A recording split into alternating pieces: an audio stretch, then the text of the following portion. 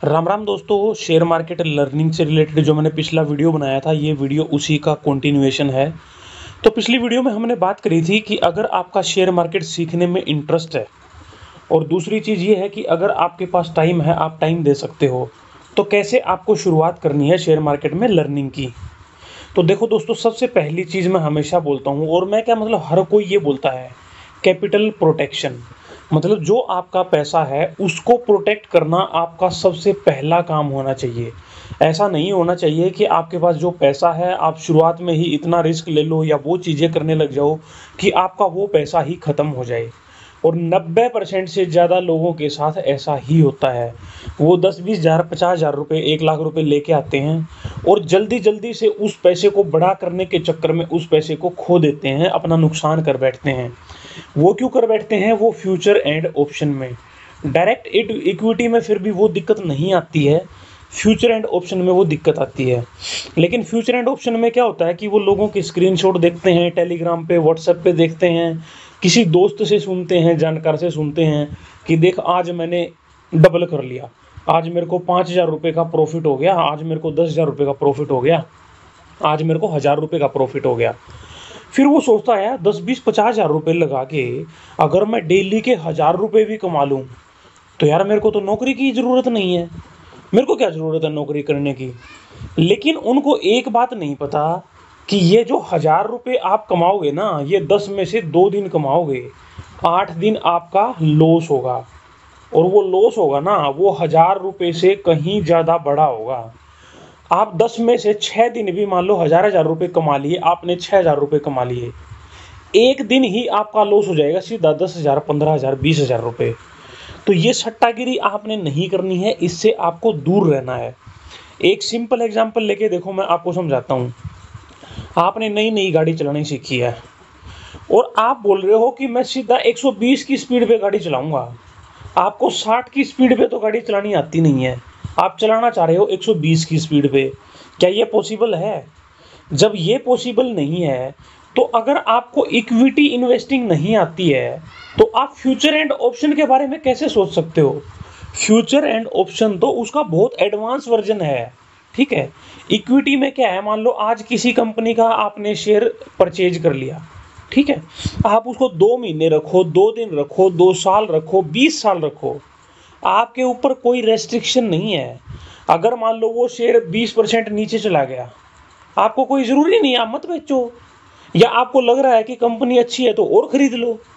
लेकिन अगर आपने फ्यूचर एंड ऑप्शन में सट्टा लगाया हुआ है और मान लो वो, जैसे उसके पास 2 दिन का टाइम है, वीकली मंथली ये सब एक्सपायरी होती हैं, मैं ज़्यादा डिटेल में नहीं जाऊँगा। तो उसमें क्या है, उसमें आपके पास एक टाइम फिक्स है, ठीक है, कि मान लो ये इस वीक की उसकी एक्सपायरी है, तो वो उस दिन एक्सपायर हो ही जानी है, उस दिन वो जीरो हो ही जाना है। तो सबसे पहला पॉइंट आपको इन्वेस्टिंग में जो सीखना है कि फ्यूचर एंड ऑप्शन से बिल्कुल दूर रहना है, ठीक है। ये बाद में जब आपकी एक्सपर्टीज हो जाए तब की बातें हैं ये, ठीक है। जब गाड़ी आपको 60 की 80 की स्पीड पे अच्छे से चलानी आ जाए, उस टाइम फिर आप सोचोगे कि मैं 120 पे गाड़ी चलाऊं। नंबर दूसरा पॉइंट आता है कि शुरुआत कहाँ से करें। चलो मेरा इंटरेस्ट भी है, मैं फ्यूचर ऑप्शन से दूर भी रहूँगा, तो मेरे को शुरुआत कैसे करनी चाहिए। देखो निफ्टी 100 क्या है, इंडिया की टॉप 100 कंपनियां हैं। उन 100 कंपनियों में से आप 30-40 कंपनियों का एक ग्रुप बना लो, ठीक है। ये ग्रुप कैसे बनाना है ये मैं एक सेपरेट वीडियो बना दूंगा, अगर आप चाहोगे तो कमेंट सेक्शन में लिखना, ठीक है, कि ये ग्रुप आपको कैसे बनाना है। 100 में से 30-40 टॉप कंपनियां कैसे छांटनी है, ठीक है। टॉप का मतलब देखो है तो ये 100 की 100 कंपनियां टॉप, तभी तो निफ्टी 100 का पार्ट है। लेकिन इनमें से कौन सी 30-40 आपको छांटनी है ये कैसे पता चलेगा? ये देखो इस वीडियो में अगर मैं समझाने लग जाऊंगा तो ये वीडियो ही बहुत लंबा हो जाएगा। तो इस पर अगर आप चाहोगे तो मैं एक सेपरेट वीडियो बना दूंगा। 30-40 कंपनियां मैं क्यों बोल रहा हूँ, स्टार्टिंग में देखो आप बहुत ज़्यादा कंपनियों को एनालाइज नहीं कर पाओगे, उनको डेली ट्रैक नहीं कर पाओगे, क्योंकि स्टार्टिंग में एक तो उतनी स्पीड नहीं होती है। जैसे आपने स्कूल में देखा है, स्कूल में हम प्रेयर बोलते थे, डेली प्रेयर बोल बोल के वो ऑटोमेटिकली हमें याद हो जाती थी, हम कभी याद करने की कोशिश भी नहीं करते थे। तो ऐसे ही जो ये 30-40 कंपनियां हैं ना, 2 4 6 महीने में आपको ना इन सारी कंपनियों का सब कुछ रटा जाएगा। इसकी मार्केट कैप क्या है, इसकी वैल्यूएशन अभी कैसी चल रही है, टेक्निकली क्या चल रहा है, इसमें भाव क्या चल रहा है, ये चीज़ें ऑटोमेटिकली आपको रटी जाएंगी। जब आपको लगे कि हाँ इन कंपनियों पे आपकी पकड़ अच्छी हो गई है, फिर इनमें 10 कंपनियां और ऐड कर लो, 20 कंपनियां और ऐड कर लो। और फिर डिपेंड करता है कि आप टाइम कितना दे पा रहे हो। मान लो डेली कोई 30 मिनट टाइम दे पा रहा है, वो कम कंपनियों को ट्रैक कर पाएगा। जो डेली 1 घंटा दे पा रहा है वो ज़्यादा कंपनियों को ट्रैक कर पाएगा। जो 2 घंटे दे पा रहा है वो ज़्यादा कंपनियों को ट्रैक कर पाएगा। अब कंपनियों को ना कंप्लीटली आपने ट्रैक करना है, उनका बिजनेस समझना है, उनके फंडामेंटल समझने हैं, उनके टेक्निकल समझने हैं। फंडामेंटल और टेक्निकल कैसे कैसे समझने हैं ये फिर आगे सीरीज में हम पूरा बात करेंगे, ठीक है। तो मेन बात ये है कि कंपनी का आपको फंडामेंटल और टेक्निकल दोनों चीज़ें समझनी ज़रूरी हैं। जैसे मैं एक सिंपल एग्जांपल लेता हूँ, कोई भी डॉक्टर है, ठीक है, उसके पास पेशेंट आता है कि मेरे को चेस्ट पेन है, मेरे को घबराहट हो रही है, वो क्या करेगा, वो ईसीजी निकलवाएगा। ईसीजी आपने देखी होगी तो बिल्कुल चार्ट के जैसे दिखती है, वो ऐसे ऐसे करके ऐसे ऐसे दिखती है ईसीजी, ऐसे ही हमें चार्ट दिखता है। तो मतलब डॉक्टर ने पहले क्या किया, फंडामेंटल एनालिसिस किया, आपसे पूछा कि छाती में दर्द है, घबराहट हो रही है, पसीना आ रहा है, कितनी देर से हो रहा है, आपका बीपी तो नहीं रहता, बीपी चेक करेगा। ये सारा क्या है, ये फंडामेंटल एनालिसिस उसने किया। साथ में कंफर्मेशन के लिए उसने ईसीजी निकलवाई और ईसीजी में चार्ट पैटर्न देखा कि क्या इसमें कुछ आ रहा है। साथ में कुछ हो सकता है आपका ब्लड टेस्ट भी करवाई कि ब्लड टेस्ट की रिपोर्ट क्या आ रही है। तो ये साथ में मतलब कहने का मतलब क्या है, उसने फंडामेंटल और टेक्निकल दोनों एनालिसिस किया, तभी आपको वो बताएगा कि आपको तो मतलब कार्डियक अरेस्ट है, आपको एमआई है। तो ऐसे ही जब कंपनी के आप फंडामेंटल और टेक्निकल सब कुछ समझ के डिसीजन लोगे, वो डिसीजन बेस्ट रहेगा। फंडामेंटल एनालिसिस मान लो आपने कर लिया कंपनी का, लेकिन पता लगे वो कंपनी पिछले 6 महीने में ही 3 गुना हो चुकी है, तो वहाँ पे क्या है, फंसने वाले चांसेस हो जाते हैं। सिर्फ टेक्निकल बेसिस पे खरीदने का नुकसान मैंने आपको ऑलरेडी बता ही दिया है। तो कहने का मतलब ये है कि आपको फंडामेंटल और टेक्निकल दोनों सीखने हैं। फंडामेंटल में 2 चीज़ें आती हैं, बिजनेस एनालिसिस और फाइनेंशियल एनालिसिस। बिजनेस में आपको कंपनी का बिजनेस समझना है और फाइनेंशियल में आपको कंपनी के फाइनेंशियल देखने हैं, रिजल्ट देखने हैं, वैल्यूएशन वहाँ से आपको समझ में आएगा, ठीक है। और कंपनी में शेयर होल्डिंग कैसी है, ये सारी चीज़ें समझ में आएंगी, बैलेंस शीट कंपनी की कैसी है, ये सारी चीज़ें हम धीरे धीरे ना आने वाली वीडियोज़ में समझेंगे। देखो कुछ भी चीज़ें आपको समझने के लिए ना टाइम चाहिए। कई लोग ये जल्दबाजी मतलब इस टाइप से बातें करते हैं जैसे 2-4 दिन में ही सब कुछ बता दो, 2-4 दिन में ही सारी वीडियो बना दो। भाई ऐसा पॉसिबल नहीं है, और ना आप 2-4 दिन में सब कुछ सीख सकते। आप नर्सरी क्लास से लेके 12th क्लास तक पढ़ाई करते हो, फिर ग्रेजुएशन करते हो, फिर पोस्ट ग्रेजुएशन करते हो, तब जाके कोई 20-30-50 हज़ार रुपये की नौकरी करते हो। जब एक वो चीज़ सीखने के लिए आपने अपनी ज़िंदगी के 15-20 साल लगा दिए, शेयर मार्केट आप 2-4 साल में कैसे सीखना चाहते हो, क्यों सीखना चाहते हो, क्या जल्दी है ऐसी। आज तक मान लो आपकी उम्र 20 साल है, 30 साल है, तो आज तक आपको इतनी जल्दी नहीं हुई, तो आज ऐसी क्या जल्दी पड़ी है जो आप 2-4 दिन में ही सब कुछ सीखना चाहते हो, ठीक है। तो इतनी जल्दबाजी आपको नहीं करनी है, धीरे धीरे आपने सीखना है। अब बात ये आती है कि चलो सीखना है, सीखने के लिए क्या करना पड़ेगा। सबसे पहली चीज़ जो मैं बोलता हूँ, बुक्स पढ़ो। किताबों से अच्छा कुछ नहीं है। एक चीज़ आप बार बार देखो, अब आप मेरी वीडियो देख रहे हो, मैंने आपको बताया फ्यूचर एंड ऑप्शन से दूर रहो। अब आपके दिमाग में ये चीज़ बैठ गई है, लेकिन आप कल को, परसों को, 4 दिन बाद जब किसी को देखोगे तो आपके मन में फिर से लालच आ जाएगा। बुक लगातार आप पढ़ रहे हो ना, तो लगातार वो चीज़ें आपके दिमाग में जाए जा रही हैं, दिमाग में जाए जा रही हैं।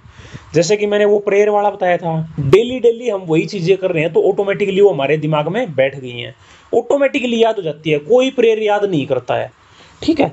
तो सेम वही चीज़ होगी आपके बुक पढ़ने में। अब बात आती है भाई बुक कौन सी पढ़ें। देखो फॉरेन ऑथर्स की बुक है, ज़्यादातर जो स्टॉक मार्केट की बुक है ना, फॉरेन ऑथर्स की हैं, जो मतलब फेमस बुक हैं जिनको मैं बोलूँगा। अब बात यह आती है भाई फॉरेन ऑथर्स की बुक हर कोई नहीं पढ़ सकता, क्योंकि उनकी लैंग्वेज भी बड़ी टफ होती है। मतलब उनकी इंग्लिश इतनी टफ होती है, जिसको इंग्लिश आती भी है ना ठीक ठाक, वो भी कई जगह पजल हो जाता है। और अपने जो लोकल भाई हैं उनको तो इंग्लिश इतनी आती नहीं है कि वो पढ़ लें। तो कोई ज़रूरी नहीं है आपको फॉरेन ऑथर्स की बुक पढ़नी है या इंग्लिश की हाई फाई बुक ही पढ़नी है, ठीक है, आपको दिखावा नहीं करना। जो इंडियन ऑथर्स की बुक है ना, और जो सिंपल लैंग्वेज में है या फिर जो हिंदी में है, बहुत सारी बुक आती हैं जो हिंदी में है, आप वो भी पढ़ सकते हो। कैसे छाटोगे कि कौन सी बुक पढ़ें? अमेज़न पे जाओ, अमेज़न पे जाके आप लिखो, गूगल पे जाके लिखो top books for stock market in Hindi in India, Indian authors की बुक आ जाएंगी। अमेज़न पे जाके उनकी रेटिंग देखो, किसकी रेटिंग सबसे अच्छी है। नीचे रेटिंग्स में और रिव्यूज़ में जाके लोगों के रिव्यू पढ़ो कि वहाँ पे वो सारे लोग रिव्यू देते हैं अपना, जिन्होंने पढ़ी हुई है, किसकी लैंग्वेज कैसी है, वैसे बुक कितनी अच्छी है, ये पढ़ने में क्या कुछ इससे सीखने को मिलेगा। तो ये सारी चीज़ें आपने करनी है। सबसे पहले क्या है, गूगल पे लिखो best book for stock market in Hindi in India. ठीक है, मतलब इंडियन ऑथर्स की कौन सी बुक है, इंडिया के लिए कौन सी बुक है स्टॉक मार्केट की। हिंदी के लिए अगर आप देखनी, आप इंग्लिश में नहीं पढ़ सकते हो तो लिख दो इन हिंदी, वो आ जाएगा। फिर जो 5-7 नाम आए उनकी अमेज़न पे जाके रेटिंग चेक करो, कौन सी बुक की क्या रेटिंग है। जिसकी अच्छी अच्छी रेटिंग है, 4, 4.5 या ज़्यादा की रेटिंग है, उनमें से बुक देखो। फिर आप अपने बजट के हिसाब से, बिल्कुल बेसिक के हिसाब से एक बुक मंगवाओ। एक बुक मंगवा के डेली उसको पढ़ना शुरू करो। अब कई लोग क्या करते हैं, वो सोचते हैं कि मैं बुक को 2 दिन में पढ़ दूँ, मैं 4 दिन में पढ़ दूँ। आपको ऐसा नहीं करना है। आपने डेली 1-2 पेज पढ़ना है, एक चैप्टर पढ़ना है, ताकि वो चीज़ें आपके दिमाग में अच्छे से घुसें। ऐसा नहीं है कि एक बुक आपने 4 दिन में पूरी पढ़ दी, ठीक है, और फिर आप बोलो चलो ये तो मैंने पढ़ दी। ऐसे पढ़ने का कोई फ़ायदा नहीं है। या तो आप ऐसे पढ़ रहे हो, उस बुक को 10 बार पढ़ो, 20 बार पढ़ो, लेकिन उससे बेटर है कि पहली बार उस बुक को आप अच्छे से समझ के पढ़ो, चाहे डेली का 1 पेज पढ़ना पड़े। 200 पेजेस की बुक है, आप 200 दिन में पढ़ दोगे, 6 महीने में पढ़ दोगे, कोई दिक्कत नहीं है। क्या हो गया, आपको लर्निंग लेनी है, कोई ऐसा आपको दिखावा नहीं करना कि मैंने 4 दिन में पूरी बुक पढ़ दी। ठीक है, वो जब बुक कंप्लीट हो जाए तो फिर दूसरी बुक पे जाओ। अगर किसी बुक से रिलेटेड आपको कोई सजेशन लेना है, जो मैंने चीज़ें बताई हैं आपको ऐसे करना है, फिर भी किसी पर्टिकुलर बुक से कोई सजेशन लेना आपको, आप कमेंट सेक्शन में लिखना, मैं बताऊंगा। दूसरी चीज़, यूट्यूब वीडियो। ठीक है, यूट्यूब वीडियो आज के दिन क्या है, यूट्यूब बहुत एडवांस हो चुका है। यूट्यूब पे आपको ऐसी ऐसी इतनी अच्छी अच्छी वीडियोज़ मिल जाएंगी। आप किसी एक चैनल को, 2 चैनल को, 3 चैनल को फॉलो कर सकते हो। ठीक है, मैं ये नहीं कह रहा हूँ कि आप मेरे ही चैनल को फॉलो करो, जहाँ से आपको ये लगे ना कि आपको कुछ लर्निंग मिल रही है, कुछ समझ में आ रहा है। ठीक है, बेसिक चीज़ें समझ में आ रही है। ज़्यादातर लोग क्या करते हैं, फ्यूचर एंड ऑप्शन वाले चैनल देखते हैं। आज यहाँ पे सपोर्ट है, कल ये टूट जाएगा तो वो हो जाएगा, वहाँ पे ये गिरावट आ जाएगी तो ये हो जाएगा, यहाँ से आप बाई कर सकते हो, यहाँ से सेल कर सकते हो। भाई आप ये चीज़ें देखोगे यूट्यूब पे तो आप फिर वही चीज़ें करोगे। आपको बिल्कुल उस आदमी की वीडियो देखनी है, उस चैनल की वीडियो देखनी है जो प्रैक्टिकल नॉलेज आपको दे रहा है। अब मैं डेली में आपको ये भी बता सकता हूँ, लो मैं भी डेली चार्ट खोल के निफ्टी 50 का और 5 मिनट 15 मिनट का लगा के मैं आपको बता दूंगा, यहाँ सपोर्ट है, यहाँ रेजिस्टेंस है, ये सपोर्ट इसका टूटा नीचे गया तो फिर यहाँ से आप पुट बाई कर लेनी है या सेल कर देना है। कॉल ऊपर निकल गया तो आपको कॉल बाई करनी है या पुट सेल कर देनी है। तो ये सब चीज़ें देखो, करना और बताना ये बहुत कंप्लीटली डिफरेंट चीज़ें हैं। अगर मेरे को इतना ही ज्ञान हो तो मैं खुद ही ना कर लूँगा ये काम जाके, लेकिन मैं खुद ये काम ना करता हूँ ना आपको सलाह देता हूँ। ठीक है, तो आपने ये काम करना है। Number 1 books, number 2 YouTube videos, number 3 daily laptop खोल के, मोबाइल खोल के आपने टाइम देना है। जो 30-40 ग्रुप बनाना है आपने, 30-40 कंपनियों का, उनका डेली का आपने चार्ट देखना है। ठीक है, जब भी उनके रिजल्ट आए उन रिजल्ट को एनालिसिस करना है। उन कंपनियों से रिलेटेड कोई भी न्यूज़ है वो गूगल पे सर्च करके वो न्यूज़ देखनी है। मान लो किसी कंपनी, मान लो आपने जो 30-40 कंपनियों का एक ग्रुप बनाया, उसमें कोई कंपनी है उसमें 10% की गिरावट है एक दिन में, आप सिंपल गूगल पे लिखो कि ये कंपनी का शेयर क्यों गिर रहा है, उससे रिलेटेड न्यूज़ आपको निकल के आ जाएगी। या सिंपल लिखो कि इस कंपनी से रिलेटेड लेटेस्ट न्यूज़ क्या है, वो निकल के आ जाएगी। ऐसे ही मान लो कोई 10% ऊपर है, 7%, 5% ऊपर है, तो सिंपल यही चीज़ आपने सर्च करनी है कि उस कंपनी से रिलेटेड न्यूज़ क्या है या वो कंपनी का शेयर इतना ऊपर क्यों है, उससे रिलेटेड न्यूज़ आपको पढ़ने को मिल जाएगी। लेकिन फिर वही बात है, गूगल पे आप पढ़ोगे तो मोस्टली वो इंग्लिश में होती है। ठीक है, कुछ चैनल्स भी होते हैं जैसे जो बड़ी बड़ी न्यूज़ होती हैं, मैं भी कोशिश करता हूँ उन पर वीडियो बनाऊँ ताकि हिंदी में अच्छे से डिटेल में आपको सही से समझा सकूँ। ठीक है, तो आप ऐसे चैनल्स को भी फॉलो कर सकते हो। खुद से भी पढ़ने का आपने कोशिश करना है, चाहे भले ही आपको समझ में ना आ रहा हो, धीरे धीरे करके आपको समझ में आने लग जाएगा। तो ये चीज़ें आपने कुछ करनी है, ठीक है। देखो, डेली टाइम देना आपने ज़रूरी है। आप किसी की वीडियो देख के या 2 4 5 बुक पढ़ के आप कंप्लीट लर्निंग नहीं ले सकते। जब तक आप प्रैक्टिकली उन चीज़ों को खुद से नहीं देखोगे, चार्ट को खुद से नहीं समझोगे, चार्ट कैसे देखना है, चार्ट पे ये लाइनें कैसे लगानी है, क्या क्या कैसे करना होता है, इन पे भी हम वीडियो बनाएंगे। हर चीज़ पे वीडियो बनाऊंगा मैं, लेकिन धीरे धीरे टाइम लगेगा। आपने साल 2 साल तो कंप्लीट लर्निंग में देना है। देखो, वैसे तो ये लाइफ टाइम लर्निंग प्रोसेस है, मैंने पहले भी बताया था, लेकिन 1 2 साल आपने डेडिकेट होके दे दिया तो आपको बेसिक लर्निंग अच्छी हो जाएगी आपकी। उसके बाद आप खुद से चीज़ें करने लग जाओगे। लेकिन 1 2 साल का टाइम आपको देना पड़ेगा, 2 4 दिन का टाइम नहीं है यहाँ पे। 2 4 दिन में आप चीज़ें करने की कोशिश करोगे तो एक्सीडेंट होएगा।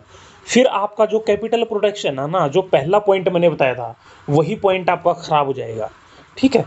तो ये थी वीडियो दोस्तों, मुझे लगता है शायद कुछ लर्निंग आपको मिली होगी इस वीडियो में। फिर नेक्स्ट वीडियो में हम यहाँ से आगे कंटिन्यू करेंगे। फिर आगे फंडामेंटल एनालिसिस, बिजनेस एनालिसिस सीखेंगे, सारी चीज़ें, P ratio, ROE, balance sheet analysis, share holding pattern, सब चीज़ें हम देखेंगे। टेक्निकल एनालिसिस पे जाके चार्ट समझेंगे, चार्ट पे कैसे लाइनें लगानी हैं, ये वीडियो भी मैं बनाऊंगा। चार्ट को कैसे देखना है, ये सब चीज़ें हम आगे चल के धीरे धीरे इस सीरीज में सीखते रहेंगे। बस आपको टाइम देना है। तो आज की वीडियो में इतना ही दोस्तों, मिलते हैं नेक्स्ट वीडियो में। Thank you.